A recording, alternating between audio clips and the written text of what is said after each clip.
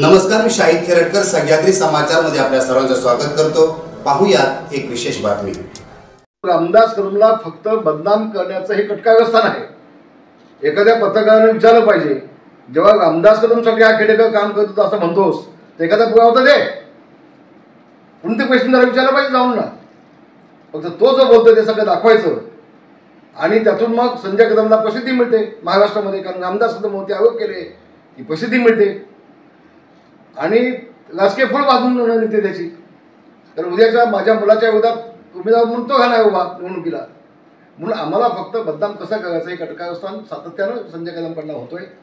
त्याला चोख उत्तर मी कायद्याद्वारे न्यायालयाच्या माध्यमातून निश्चितपणे देईन आणि हा जो पण गंभीर यांनी पण आरोप केलेला आहे बिनबुडाचा आरोप, त्याला देखील मी कोर्टामध्ये